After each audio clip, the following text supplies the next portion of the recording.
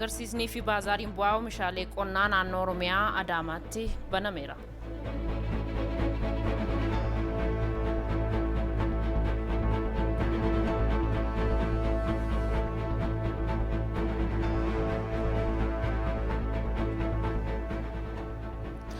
Piroojeektiin zoonii dinagdee addaa gadaa qonnaan bultoota sababa misoomaan qe'ee fi qabeenya isaaniirraa buqqaan haammachuun fayyadaa taasisaa jedhameera.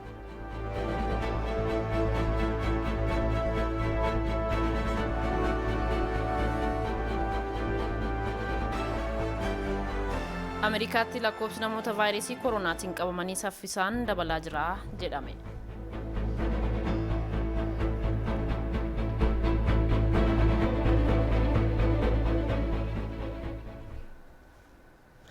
Akka mul'atan kabajamtoota daawwattoota keenya televezyiinii Itoophiyaa irraa oduu galgala kanaaf qindeessiniin isinitti himaa oduu waliin Anabaaba Maamuutii turtiin keessan waliin haa ta'u. Adeemsa hojii teknooloojiidhaan deeggarame diriirsuudhaan madaallii kompiitaraan kennuudhaaf sochiin taasifamaa jiru xiyyeeffannoon kennamuu akka qabu ejensiin madaallii barnootaaf qormaata biyyaalessaa beeksiseera. Ejensiin madaallii barnootaa fi qormaata biyyaalessaa raawwii hojii ji'oota 6 bara 2013 fi karoora hojii waggaa 10 fuula dura irratti marii taasiseera. Keessattuu hanqinoonni bal'aan kan keessatti mul'atu haala kenniinsa qormaata barattootaa ammayyeessuudhaan adeemsa madaallii fooyyessuun akka barbaachisus irratti mari'atameera.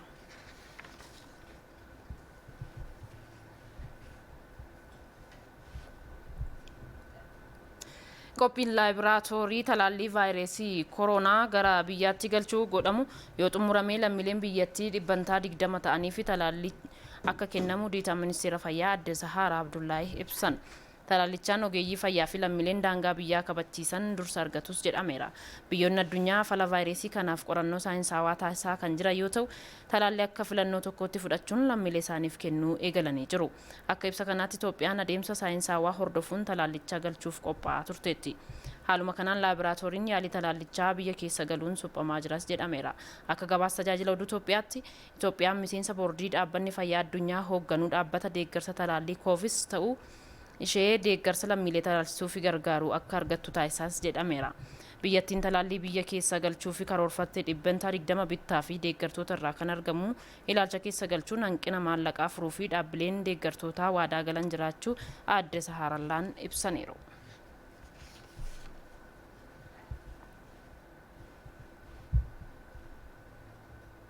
Waggoottan lamaan darbanitti fayyadamummaa qonnaan bultoota guddisuudhaaf xiyyeeffannoon hojjetamuun bu'aan argamu biiroon qonnaaf qabeenya uumamaa Oromiyaa beeksiseera. Agarsiisnii fi baazaariin bu'aa oomishaalee qonnaa Adaamaatti banameera. Teediroos Tolaa hordofe.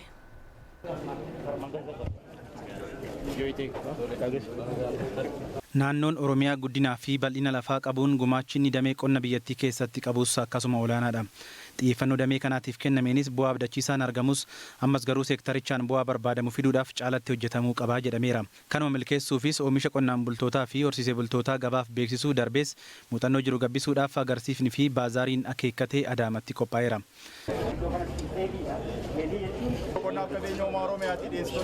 Agarsiifni kunis oomishaa fi galteewwan teeknooloojii qonnaa beeksisuun alattis bu'a qabeessummaa waliigalaa damichaan jiru guddisuudhaaf gargaaraa jiran hoogganaan biiroo qonnaaf qabeenya uumamaa Oromiyaa dhaabaa dabalee ዋና ዓላማው ምንድነው? አርሶ አደሮች የራሳቸውን ዩኒዮኖችና የተለያዩት አርብቶ አደሮች የራሳቸውን ምርት Kaayyoo inni guddaan qonnaan bultoonni fi horsiisee bultoonni oomisha isaanii beeksifachuuf isaan gargaara. Dureeyyoonni deeggarsa teeknooloojii qonnaan bultootaa yookaan horsiisee bultoota keenyaaf kennuuf carraa kan uumudha. የያዙት ቴክኖሎጂን የሚያሳዩበት ነው። Gama guddina teeknooloojii qonnaan muuxannoo jiru babal'isuunis kaayyoo ijoo agarsiisa kanaa fi biiroo qonnaa ta'uu obbo Dhaaban sirna kanarratti ibsaniiru. የተለያዩ የምርምር ውጤቶችም እየታዩ ይገኛሉ። እነዚህም ደግሞ ብዙ ምሁራኖች ይኖሩናል። Bu'aa qorannoo garaagaraa asitti agarsiifamaa jiru. Kunis hayyoonni qabnu qorannoolee haaraa jiran fayyadamtoota biraan ga'uu fi teeknooloojii caalmatti wal barsiisuuf guddina ce'umsaa qonnaa mirkaneessuuf gargaara. ለህዝባችን የምናሳውቅበት ይሆናል። Damee qonna naannichaa guddisuufis xiyyeeffannoo guddaan kennamuu kan himan hoogganaan biiroo qonnaaf qabeenya uumamaa Oromiyaa obbo Dhaabaa Dabalee qonna biyyattii ogummaan deeggaruu fi bu'aa barbaadamu argachuufis jalqabbiin guddaan jiraachuus himan. Teekinooloojii fi makaanayizeeshinii qonnaa caalmatti hojiirra oolchuun carraa hojii fi oomishtummaa qonna biyyattii dabaluudhaafis qindoominaan hojjetamaatii akka jiru eeran obbo Dhaabaan. አዲስ የሚያደርገው አንደኛ ግብርናን በእውቀት መምራት የተጀመረበት ነው። ለአርሶ አደሮችና ለአርብቶ አደሮቻችን በጣም ከፍተኛ ትኩረት ተሰጥቶ አርሶ አደሮቹ አርብቶ አደሮቹ wanti haaraa godhu yeroo ammaatti qonna ogummaan hoogganuun kan itti eegalameedha. Qonnaan bultoonni fi horsiisee bultoonni keenya bu'aa qabeessa akka ta'aniif xiyyeeffannoo guddaa kennuun galmoota ijoo 4 kaannee hojjechaa jirra. Kana keessaa wabii nyaataa mirkaneessuu fi oomisha gabaan barbaadu akkasumas carraa hojii bal'aa uumuuf hojjechaa jirra. Kanaan qonnaan bulaa fi horsiisee bulaan alattis hawaasni bal'aan irraa fayyadama jennee yaadna.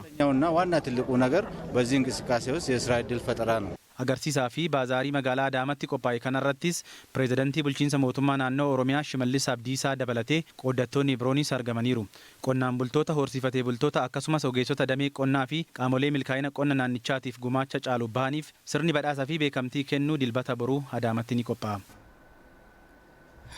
Mariin paanaalii qonna Oromiyaa irratti xiyyeeffatee Adaamaatti taa'ameera. Marii kanarratti qooda fudhattoonni garaagaraa hirmaachaa jiru. Waraqaan ce'umsaa qonna agarsiisus dhiyaateera. Sirna kanarratti kan argaman pirezidaantiin mootummaa naannoo Oromiyaa Shimallis Abdiisaa kallattii fi himaammanni mootummaan kana dura qonnaan bulaa hiyyummaa keessaa akka hin baane taasisaa turerraa jedhaniiru. Qonnaan bulaan televezyiina qofarratti faarsama. Horsiisee bulaan televezyiina qofarratti faarfamaa ture. Kallattii mootummaati qonnaan bulaa hiyyummaa keessa kan jiraachise. Hayyoonni keenya maraammartoon kun akka cabu qorannoo cimaa godhanii kitaaba har'aasitti eebbifame kana namni 50 ol irratti hirmaatee tokko tokko umurii isaa guutuu kan qorate hunda beekumsa isaa hunda riisarchii isaa hunda kennee roodmaappii qonna Oromiyaa ittiin gaggeeffamu horsiisee bulaa fi qonnaan bulaan Oromoo ittiin ce'u haala kanaan qopheessitanii bilisummaa kanaaf karaa waan saaqxaniif irra deebi'ee maqaa kootiif maqaa mootummaa naannoo Oromiyaatiin guddaa galatoomaa ulfaadha isin jechuun barbaada. Qaamolee qorannoo qonnaan bultootaa kana fayyadamoo taasisuu fi gatii guddaa kaffalan kan galateeffatan obbo Shimallis qorannoon kun hojiitti galee hawaasa fayyadamaa kan taasisudha jedhaniiru. Inisheetivoonni kun imaammatatti jijjiiramaa jiru. Tarsiimootti jijjiiramaa jiru. Akka sila Dr. Maandafroon ibse karoora biyyaa keessatti qabamaa jiru. Dhimmoonni asirratti qoratamanii ba'an hojii qabatamaatti galaatti ittiin jira. Akka kanaan duraa qorannoo qoratame hayyoonni hirmaatan jedhamee kan sheelfirra taa'u duntaan maasaa qonnaan bulaa keessatti jireenya qonnaan bulaa keessatti akka hojiitti hiikamu kan taasifamaa jiru. Akkuma sila warri dhiyeessan dhaabaanis Dr. Fatoonis akka ibsaa turanitti qabatamaadhaan waggaa lamaan darbe kana Oromiyaa keessatti kallattii hayyoonni qoratanii lafa kaa'an kun hojiitti hiikamaa jira. Sagantaa kanaan guyyaa booruu qonnaan bultoota hojii qonnaan adda duree ta'aniif magaalaa Adaamaatti beekamtiin ni kennamaafi jedhameera. Piroojeektiin zoonii dinagdee addaa gadaa qonnaan bultoota sababa misoomaan qe'ee fi qabeenya isaaniirraa buqqaan haammachuun fayyadamaa taasisaa jedhameera. Piroojeektiin kun seenaa indaastirii naannichaa fooyyessuun jiruu fi jireenya hawaasaa jijjiiruu keessatti shoora olaanaa qabaachuu himan hayyoonni dinagdee. Milkaa'ina piroojeektii kanaa fi mariin hubannoo uumuu fi dubdeebii galtee waliin qabu qaama dhimmi ilaallatu waliin taasifameera. Abdurnaas Jamaal.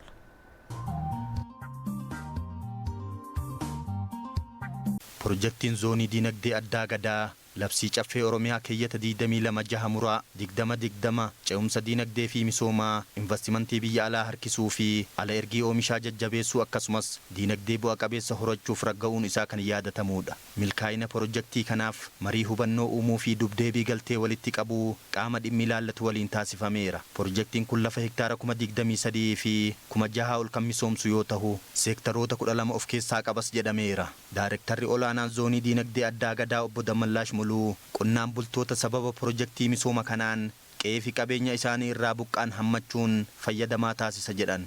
Ammaan dura beenyaan kafalamee qotee bulaan amma iddoo jireenyaa kan inni itti guddate sanirraa areemaa ture. Yeroo ammaan tana immoo pirojektii kana keessa odoo achi keessa hin deemin beenyaas isaaf kafalamaadha. Pirojektii kana keessa hammatamee abbaa sheerii ta'ee akka jiraatu caffeen irratti hojjechaa jira jechuudha. Rakkoo hojii dhabdummaa dargaggootaa hiikuun carraa hojii kan uumuu fi sharafa biyya alaa argamsiisuu keessattis shoora olaanaa akka qabu siman obbo Dammallaash Muluu. Goota 40 fuulduree jechuudha. Waliigala toora miliyoona 7.4 carraa hojii dargaggoota keenyaaf ni uuma jennee qabatamaan kan bira gahamedha jechuudha. Qorannoodhaan kuni mirkanaa'ee waan jiruufi. Isa lamaffaan immoo sharafa alaa argamsiisuu irratti gahee guddaa qaba jenneetuma abdanna. Oromiyaan qabeenya kuufamaa qabduun qixa seenaa diinagdee uumtee jiruu fi jireenya lammiilee jijjiiruu keessatti hanqina qabdi kan jedhan ammoo komishiinarri komishinii misoomaa fi diinagdee Dr. Tashoomaa Addunyaa pirojektiin kun garuu seenaa industirii naannichaa akka jijjiiramu taasisuun guddina diinagdee naannichaaf gahee guddaa qaba jedhan. Gaheen industirii parsantii 17 ta'ee jireenya saba keenya fooyyessuu hin dandeenyu. Kanaafuu jalqaba irratti gahee industirii dabalamuu qaba jechuudha. Gahee industirii zooniin kun in dabala. Zoonii kana keessatti industirii adda addaa baay'ee qabna. Industirii adda addaa baay'ee qabna. Zoonii kana keessatti sadarkaa addunyaa irratti kan beekaman industiriin adda addaa Oromiyaa keessa in oomishu jechuudha oomisha isaanii. Kanaan dura magaalonni naannichaa bakka jireenya lammiilee qofa ta'uun tajaajiluun alatti jireenya lammiilee jijjiiruu keessatti shoorri qaban gadaanaadha kan jedhan Dr. Tashoomaa Addunyaa. Zooniin diinagdee addaa gadaa kun garuu magaalaa guddaa oomishni garaagaraa Oromiyaa ibsu keessaa bahuudhas jedhan. Magaalli addaan kun Oromiyaa calaqqisaa jechuudha. Kanaafuu aadaa wajjin oomisha qabaa jechuudha. Aadaa wajjin jireenya qabaa jechuudha. Aadaa wajjin dorgomaa kan ta'e uummata qabna jechuudha. Kanaafuu diinagdee hojii in uuma, investimentii guddisaa, immeejii Oromiyaas cimsaa jechuudha. Pirojektiin kun naannoo Oromiyaa irra darbuun guddina diinagdee biyyaatiif shoora olaanaa qabaachuu kan himan gorsaan pirojektichaa fi hayyuun diinagdee Dr. Sisaay Raggaasaa yeroo hojjetamu ulaagaa muuxannoo biyyoota birootii fi milkaa'ina pirojektichaaf akka ta'utti jedhaniiru. Waan isaan gaafatan milkaa'uudhaaf waan inni isa barbaachisu waan baay'eedha. Fakkeenyaaf poortiitti dhiyaachuu qaba. Nuti poortii hin qabnu. Maaliif biyyi keenya waan hin qabneef. Kanaaf garuu itti dhiyaachuu qabna. Karaan daandiin karaan baaburaa isa kanatti waan dhiyaatuuf this is a center odoo asitti ijaarramee milkaa'aa ta'aa jedhameeti. Pirojektiin kun naannoo godina Shawaa Bahaa magaalaa Duukamii fi Mojotti akka hojjetamu simameera. Ijaarsi isaa yeroo xumuramu pirojektii giddugala gabaa guddaa gaanfa Afrikaa ni taasisa jedhamee eegama. Mootummaan naannoo Oromiyaa pirojektoota daandii Oromiyaa naannolee biroo waliin wal quunnamsiisan irratti xiyyeeffannoon hojjechaa akka jiru ibseera. Sadarkaa pirezidaantiitti aanaatti qindeessaan kilaastara misooma baadiyyaa Oromiyaa Dr. Girmaa Amantee himaniiru. Jilli Dr. Girmaa Amanteen durfamu ijaarsa daandii godina Booranaa Oomoo Kibbaa wal quunnamsiisuu daawwateera. Nuuru Amaanuu hordofe. Godina Booranaa aanaa Taltallee fi godina Oomoo Kibbaa kan wal quunnamsiisu ijaarsi daandii Taltallee Wandoo Eelbooree bara 2011tti birrii miiliyoona 900 oliin kan eegalame.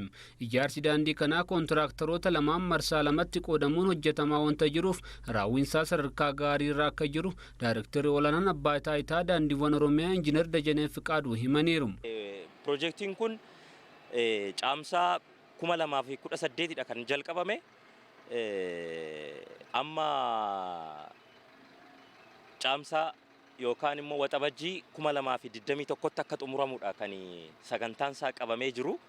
Amma yeroodhuma isaaf qabame keessa kan jiru akkuma sila isiniif ibse naannoo kutaan lamaan saayyuu magaala Taltallee irraa kaasee hanga dhaqee Wandoo Arbooree qaqqabutti kiiloomeetira 80 kan dheeratudha. Bulchaan godina Booranaa obbo Guyyoo Galgaloo daandiin kun guutumaan guututti gaafa xumuramu rakkoo hawaasa diinagdee aanaa Taltalee hiika jedhaniiru. Daandiin kun ijaaramuun isaa rakkoo hawaasa diinagdee uummati godina keenya qabu hiikuu bira dabree abdii guddaa balbala mootummaa naannoo Kibbaatiinis akkasumas keenyanis kan wal daangessu gama Oomoo Kibbaatiin waan ta'eef kan biyya keenyas kanaaf dinagdee guddaa qaba. Ijaarsa daandii kanaa kan daawwatan sadarkaa pirezidaantii itti aanaatti qindeessan kilaastara misooma baadiyaa Oromiyaa Dr. Girmaa Amante mootummaan naannoo Oromiyaa piroojeektota daandii Oromiyaa naannolee biroo wajjin wal quunnamsiisan irratti xiyyeeffannoon hojjechaa jira jedhaniiru. Kiiloomeetira dura injiinar Dajaneen kaase 80 sana keessa kiiloomeetira 10 naannoo kibbaa keessatti kan hojjetamudha. Baasii mootummaa naannoo Oromiyaatiin jechuudha. Mootummaan naannoo Oromiyaa bu'uuraalee misoomaatiin naannolee ollaa wajjin wal quunnamsiisuu wajjin wal qabate hojii guddaa hojjechaa kan jiru. Engaddaa daandii Abbayyaa Neccisaar argitanii turtanii godina Arbaa Minci wajjin wal quunnama dhaqee inni kun Omoo Kibbaa wajjin wal quunnama.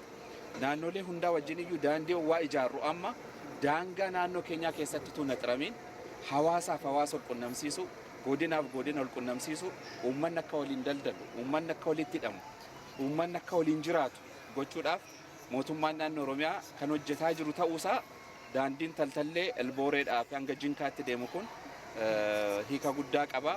Jiraattonni aanaa taltallee gama isaaniin ijaarsi daandii kun sadarkaa kanarra ga'uu isaatti gammadu himaniiru. Kun adoon ijaaramin uummati rakkoo baay'ee keessa ture.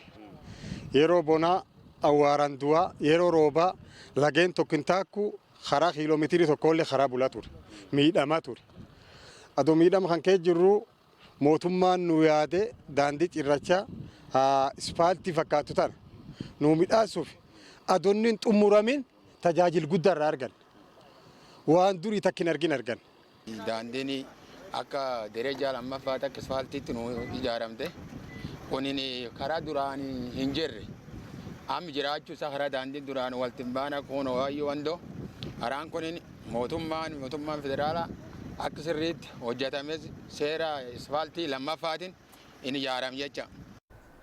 Yuunivarsiitiin Rift Vaalii barattoota muummee barnoota garaagaraatiin leenjisaa ture 2,000 ol eebbisiiseera.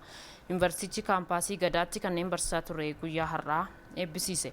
Pirezidaantiin Yuunivarsiitii Rift Vaalii Dr. Abbabaa Gammachuu barattoota eebbifamaniin bakka gammaddan jedhaniiru. Maatii fi biyya isaaniitti dadhabeessi ogummaa barataniin akka tajaajilan imaanaa jedhaniiru.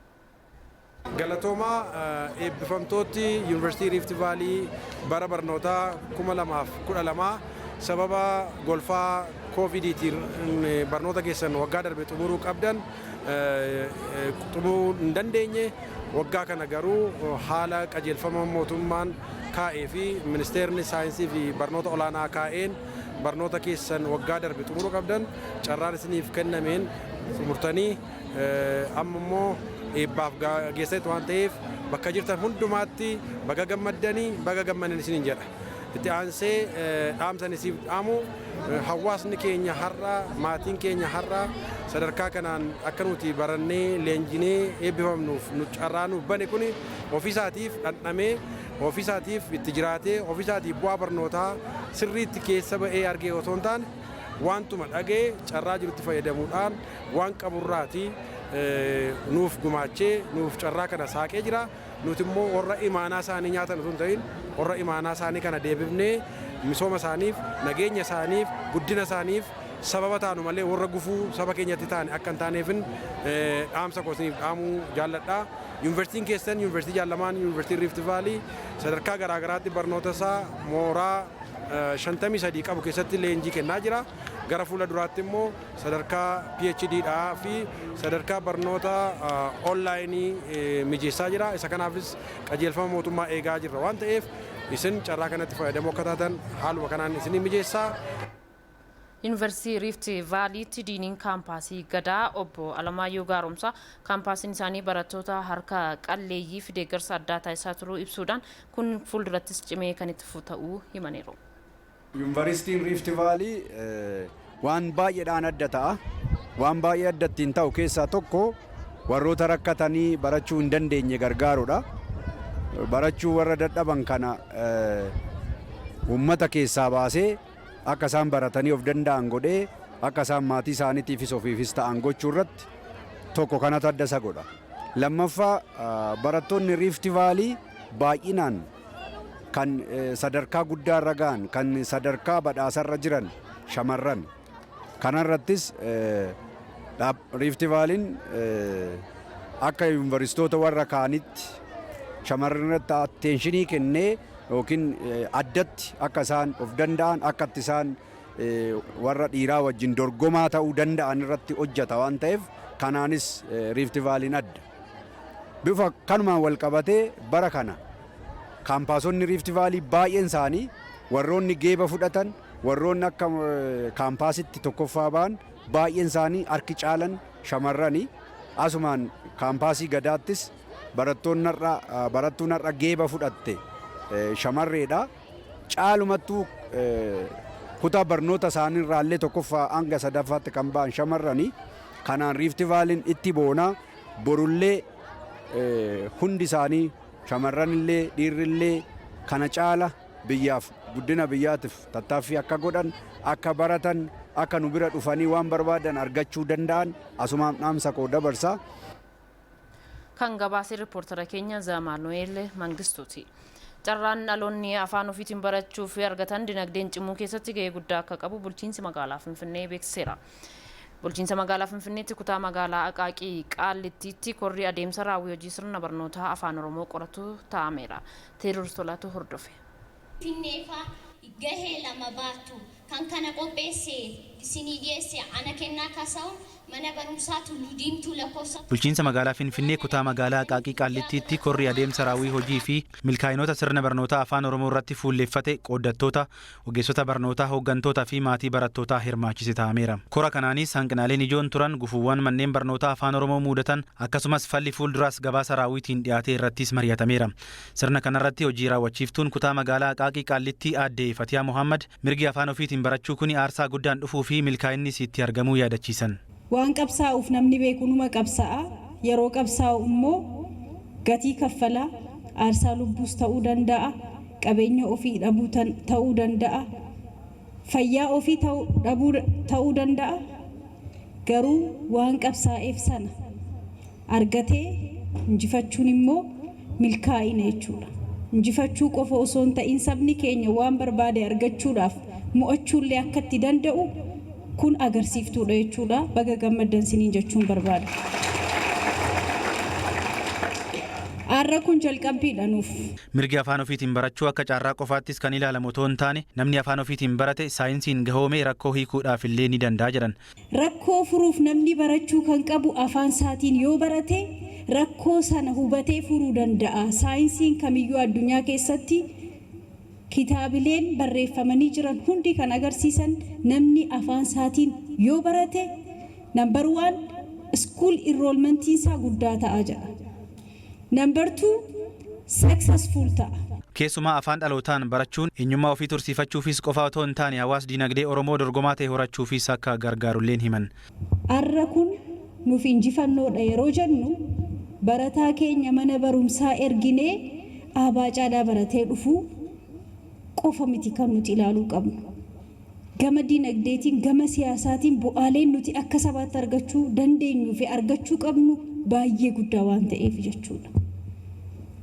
Namni miliyoonni 50 walirraa bitee walitti gurguruu dandeenyaan miiraakiliin uumamu guddaa akka ta'e gatii beekamuuf. Barnoota afaan Oromoo kutaa magaalichaatti waggoota muraasan as eegalameen ammatti barattootni 8,000 barachaa jiraachuunis ibsameera. Barsiisonnii fi hooggantoonni barnootaa kora kanarratti hirmaatanis hojiin hojjetaa jiran hojii sabboonummaa bu'aa bahii qabu ta'us tattaaffii isaaniitiin barnootni afaan Oromoo eegalame kuni milkaa'atii jira jedhan. Isa isaanii ulfaate jedhanii afaan kanaan barachuu yaaddaa turan salphifnee bifa salphaatiin waan guddaa akka isaan baratan gochuudhaan akka isaan hin nuffine gochuudhaan itti seensine dhaabaa caadarraa jalqabne jechootarraa itti fufne akka isaan barreessuu dubbisuu shaakalan goone boodarra barnoota warri kan biraallee sabni biraallee barachaa ture dareen barsiisaa ture itti dhugaa dubbachuudhaaf kanaaf hawwatamaa ta'eera jaallatamaa ta'eera bifa kanaan itti fufuu qaba yaada jedhuun qaba jechuudha. Hanqinaalee ijoo qophii karooraa fi sirna barnootaa qophaa'ee irraa kaasee jiru furuun rakkoolee adeemsa baruuf barsiisuu kutaa magaalichaatti jiru sirreessuudhaafis xiyyeeffannoodhaan akka hojjetamaa jirus ibsameera. Barattoonni kora kanarratti hirmaatanis afaan dhalootaan barachuun eenyummaa ofii qabachuu fi dorgomaa ta'uuf nu gargaara yoo jedhan maatiin barattootaa milkii ijoollee isaaniitiif akka tumsan dubbatan. Garaagarummaan ni qabu amma nuyi afaan Oromoodhaan yoo barannu afaan itti dhalanne itti guddanne sila ta'uuf baay'ee nu rakkisu jechuudha. Korri kun hanqinaalee fi rakkoo sirna barnootaa manneen barnoota afaan Oromoo kutaa magaalichaa qoran haala ittiin sirreessuun danda'amu irrattis kallattii kaa'uun xumurameera. Barnootni afaan Oromoo kutaa magaalaa Qaaqii Qaallitti kutaa 1ffaa hanga kutaa 8ffaatti kennamaa jiru kunis baroota ittaanan keessatti barnoota sadarkaa 2ffaa fi idileen duraattis akka itti fufu himamee jira. Godina Gujii lixaatti lafa hektaara 200 ol irratti qamadiin jallisiin misoomaa jiraachuun himameera. Ogeessi misooma qamadii waajjira qonnaa fi qabeenya uumamaa godina Gujii lixaa godinichatti lafa hektaara 9,000 ol qamadii jallisiin misoomsuu karoorfamuusaa ibseera. Godina Shawaa lixaa bulchiinsa magaalaa Amboottis jallisii fayyadamuun oomishni garaagaraa oomishamaa jira. Gabaasa waajjira dhimmoota kominikeeshinii godinaalee lamaanii akka nutti qindeessine. Bulchiinsa magaalaa Ambootti namoonni waldaa fi dhuunfaan qonna magaalaatiin oomisha jallisii irratti bobba'an fayyadamaa ta'aa jiraachuu eeruun gara fuulduraatti deeggarsa otoo argatan kana caalaa akka hojjechuu danda'an dubbatu. Lafti kun qotameen beeku surmayyuu akkasittiin kacarraa wal gurmeessinee nama furtaanee hojii kanatti galle jechuudha. Qabeenya uumamaa kanarratti hojjetamuu qaba. Yaa'in dhumne kana namni akka itti fayyadamu barbaada. Otoo ka deeggarsa argannee waan hundaafuu deeggarsa argannee jechuudha. Kana caalaa mooraalii argannee gara fuulduraatti itti fufna jechuudha. Qonnaan bultoonni biroon timaatima oomishaa jiran oomisha gaarii argachaa jiraachuu himuun rakkoon dhiyeensii waan jiruuf dhukkubni oomisha isaanii miidhaa jiraachuu eeraniiru. Halkanii guyyaa jedhee obbursee namas immoo fayyadee ofis fayyaduu barbaadan. Rakkoon akka qorichaa jira. Qoricha aramaa bultii lama bulee qoricha qorraa jechaadha. Qoricha qorraa argachuu bannaan waagaan qabu. Itti gaafatamtuun kilaastara qonna magaalaa Aadde Fitala Warqi Dhugaasaa rakkoon dhiyeessii qonnaan bultoonni kaasan sirrii akka ta'e himuun akka magaalaa Ambootti jallisiin lafa hektaara 43 misoomsuuf karoorfatan keessaa lafa hektaara 29.5 misoomsuu himaniiru. Gamuma naannootiin xiyyeeffannoon qonna magaalaa irratti kennamu akka warra xiyyeeffannoo qonna baadiyyaa faana tokko miti jechaadha. Hojii kana amma barbaadame deemsisuudhaaf rakkoon inni guddaa rakkoo dhiyeessiitis jechuudha. Karoorri keenya hektaara 43 potenshaaliin nuti qabnu yoo itti fayyadamneen hojjenna jenne karoora kana qabanneerra raawwii amma yoonaatti naannoo 29.5 jirra jechaadha. Haaluma wal fakkaatuun godina Gujii lixaatti lafa hektaara 200 ol irratti qamadiin jallisiin misoomaa jiraachuun himameera. Itti gaafatamaa waajjira qonnaa fi qabeenya uumamaa aanaa Hamballaa Waammannaa obbo Taarikuu Duubee aanichatti lafa hektaara 50 irratti qamadii jallisiin misoomsuuf lafti qotamaa jiraachuu himanii jiru. Aanaa keenyaatti hektaara 50 biraan keessa jechuudha. Jalqaba waan ta'eef hektaara 50 qotuudhaaf karoorfanne waldaalee misoomaatti fayyadamaa bishaan jallisii 8 qannaa 8 hunda gubbatti bifa kana fakkaatuun qonna isaatti galle yeroo ammaa kana immoo fayyasaa eegalee jira. Ogeessa misooma qamadii waajjira qonnaa fi qabeenya uumamaa godina Gujii lixaa obbo Dastaa Gabra Maariyaam qamadii jallisiin faca'aa jiru ogummaan deeggaraa jiraachuu himaniiru. Akkaataa bo'oon baa'uu qabuufinna akkaataa sanyiif xaa'uun faca'uu qabus agarsiisa kallattii kana deeggarsa ogummaa aanaa deema akkasitti taasisaa kan jiru ta'u. Dargaggoonni aanaa Hamballaa Waammannaa hirkattummaa jalaa bahuun of danda'anii qabeenya horachuuf hojii qonnaa irratti gurmaa'anii hojjechaa jiraachuu himaniiru. Hubannaan arganne gama qonnaatti sektara qonnaatiin baay'ee cinaan dhaabbataniiranii gama kan inni immoo bara kanaa fi bu'aa gaarii argachuudhaan fuula duraaf immoo bu'aa gaarii arganna jennee abdii guutuu qabna. Dhalooti duuba kennaalle kanaan dabaree ittiin fufaa akka deemu hojii gaarii hojjechuu fi kana eegallee itti deemuu jirra. Godina Wallaggaa lixatti jiraattonni aanaa Laaloo Asaabii fi Gullisoo gochaa abaaboo shanii hiriiraa fi sakatta'iinsa taasisuun balaaleffataniiru. Jiraattonni aanaa Gullisoo gochaa abaaboo shanii aanaa isaanii keessatti raawwatu cimsanii kan balaaleffatan ta'uu dubbatanii jiru. Bifuma wal fakkaatuun jiraattonni aanaa Laaloo Asaabiis gocha abaaboo shanii uummata irratti raawwate balaaleffataniiru. Hojii duula balaaleffannaa amma eegalan kanas amma humnoonni kana dadhabsiisan namni hunduu mootummaa waliin dhaabbachuun barbaachisaadha jedhaniiru jiraattonni kunneen. Bulchaan aanaa Laaloo Asaabii obbo Gammachiis Dabalaa fi itti aanaa waajjira bulchiinsaa fi nageenya godina Wallaggaa lixaa obbo Taaddasaa Oljirraa uummanni humna abaaboo shanii uummata dararaa jiru of keessaa saaxiluudhaan gara misooma isaatti deebi'uu akka qabu dhaamaniiru jechuun OBNtu gabaase.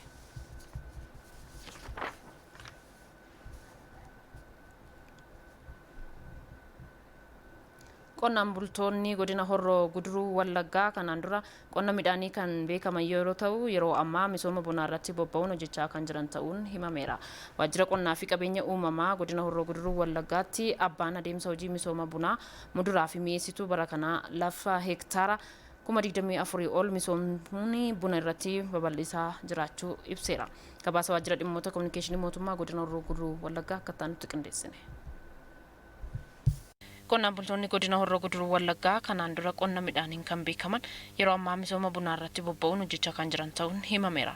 Godina Horroo Guduruu Wallaggaa aanaa Abii Dongorootti qonnaan bultoonni misooma bunaa irratti bobba'anii jiran fayyadamoo ta'uu isaanii dubbatu. Akkaataa ogeessatti yoo itti fufnee yeroo hojjennu sanatti irra caalmaatti malee kan gadi hin buune ta'uu isaati galiin keenya.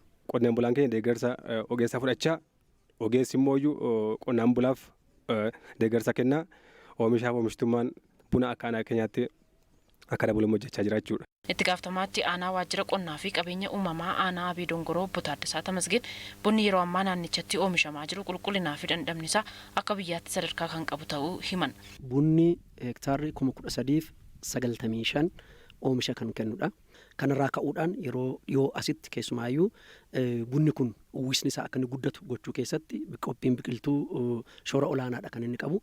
Waajjira qonnaa fi qabeenya uumamaa godina Horroo Guduruu Wallaggaatti bakka bu'aa abbaa adeemsa hojii misooma bunaa muduraa fi mi'eessituu obbo Rattaa Taaddasa lafa hektaara 24,000 ol irratti misoomni bunaa hojjetamaa jiruu fi deeggarsi ogummaa taasifamaa jiraachuu dubbataniiru. Godina keenyaatti egaa waliigala lafti bunaan uwwifamee jiru naannoo hektaara 24,476 ta'u qulqullina isaa eeguudhaaf kallattii garaagaraatiin jalqabaa kaasee sassaabbii irraa qotee bulaan karaa ogummaatiin deeggarame akka inni sassaabuu fi buna sassaabee kana immoo haala gaariitiin gogsee akka inni galii isaa fooyyeffachuu danda'u ogeessi sadarkaa aanaas godinaas jiru yeroo adda addaatti deeggarsaaf hordoffii taasisee irratti hojjechaa kan jiru ta'uusaa. Gara oduu maddeen alaarraa argannetti wayita dabarru Ameerikaatti namoonni COVID-19 qabamanii miiliyoona 20 darbeera.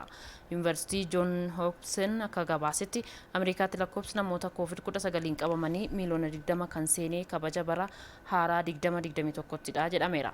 Kun ammoo lammiileen biyyattii keessaa baay'ee babal'achuu agarsiisaas jedhameera. Lammiileen Ameerikaa 300,000 fi 56,000 ol ta'an vaayirasii kanaan lubbuun isaanii darbeera. Biyya Hindiittis lammiileen miiliyoona 10 ol ta'anii fi Biriitaaniyaattis ammoo kanneen miiliyoona 2.5 ta'an vaayirasii kanaan qabamaniiru. Biyyoota Awurooppaa fi kanneen biroo keessatti weerarri vaayirasii kanaa dabalaa kan jiru ta'uu Rootersitu gabaase.